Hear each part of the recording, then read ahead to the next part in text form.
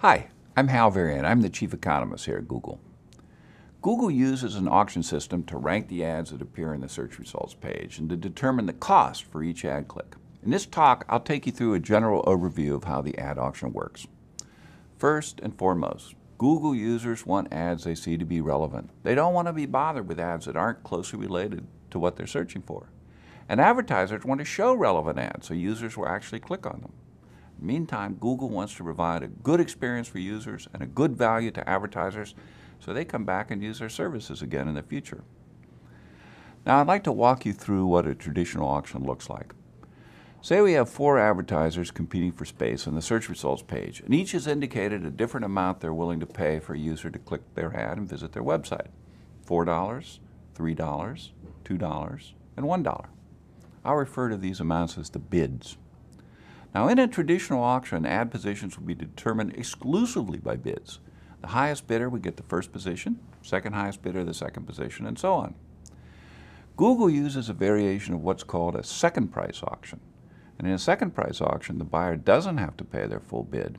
They only have to pay the amount of the next highest bidder below them. So in this particular case, the first advertiser was bidding $4, but they'd only have to pay $3, which is the bid of the second highest advertiser. Same thing applies to advertiser 2 and to advertiser 3. This design allows each advertiser to bid their true maximum willingness to pay for a click, but they only have to pay just enough to beat the competition. Now, in our Google auction, advertisers only have to pay when they actually receive a click, and the order isn't based just on bids. Why? Because we want to show more useful ads in a higher position on the results page. Because users want to see relevant ads. Advertisers want to present relevant ads to users, and Google wants both advertisers and users to have a good experience so they come back and continue to use our system. So we consider some other factors in addition to an advertiser's bid. The first factor is your expected click-through rate. This is our prediction of how often your ad will be clicked on when it's shown. All across Google, we rely on user feedback to drive decision making, and user click-through rates tell us what Google users really respond to.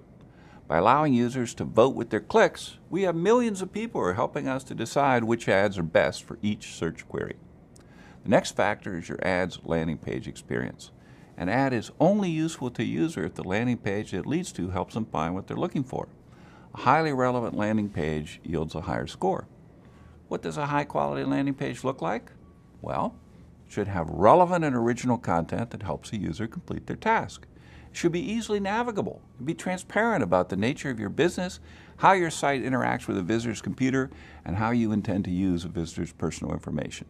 Another factor that's involved is ad relevance. Google determines ad relevance by analyzing the language in your ad to determine how well it relates to the query. This is a way to measure the ad's relevance to the user's search and to make sure that only useful ads are shown. It also prevents advertisers from simply paying their way onto a search that's unrelated to their product or service. Your expected click-through rate, the landing page experience, and the ad relevance are all factors that describe the quality of your ad. We also consider the expected impact of any ad formats that may show with your ad. Ad formats are enhancements to search ads that more prominently show users information about your business, things like a phone number or site links or your website's domain in the ad headline. Advertisements with these formats give users more information and more reason to click on an ad. So Google combines your bid with multiple quality factors, the click-through rate, the landing page, the ad relevancy, as well as the expected impact of ad formats to calculate a score for your ad called ad rank. Let's go back to our 4 sample ad buyers and see how their ad rank compares. Here are 4 advertisers. They're bidding $4, $3, $2, and $1. Their ads had different quality: low, high, high, and medium. They also implied different formats with varying impact. First ad doesn't have any formats enabled, so it has no expected format impact. The second ad is only eligible for one format and has a low expected format impact. And the third is eligible for several extensions and garners a high expected impact, and for the last ad, it's medium. So in this example, the first ad has an ad rank of 5. Next ad has an ad rank of 15. Third has an ad rank of 20, and the last ad has an ad rank of 8. It's this ad rank score that determines ad position on the results page. And in addition, only ads with sufficiently high rank appear at all. So with this ad, with an ad rank of 20, it gets first position, even though it has a lower bid. Why? Because of its quality and formats. The second highest ad rank is 15, so that ad gets position 2. And the third highest ad is 8, and it lands in position 3. The advertiser up here, who's bidding $4, has such a low quality and format impact that it doesn't get a position on the page at all, despite having the highest bid. So now we know how the ads are ranked, but how much do you actually pay for a click? Well, you pay the minimum amount that's necessary to maintain your position and any formats that are shown with your ad.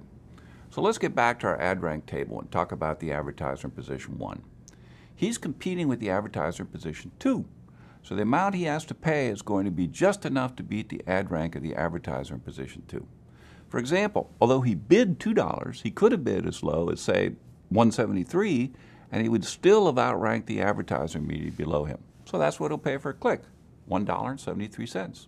Similarly, the amount that advertiser in position 2 has to pay is the minimum needed to beat the ad rank of the advertiser in position 3, and so on down the page.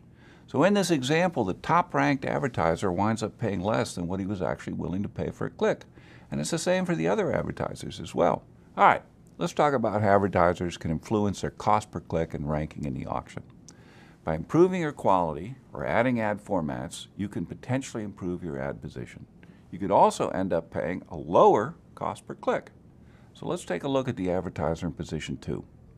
Suppose she improves her ad landing page. Now her ad rank goes up to 18. Her position here doesn't change, but what happens to how much she pays per click? Before, even though she bid $3, she only needed to bid, say, $2.68 to beat the ad rank of the advertiser immediately below her. So that's what she paid, $2.68. But now that she's improved the quality of her ad, assuming everything else stays the same, she could have bid as low as, say, $2.42 to beat the advertiser below her. So her cost per click goes down to $2.42. Why?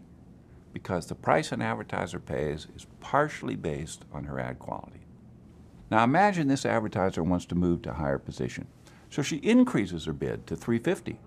Now her ad rank goes up to 23. That's enough to give her a highest ad rank and to move her into position 1. And what does she pay?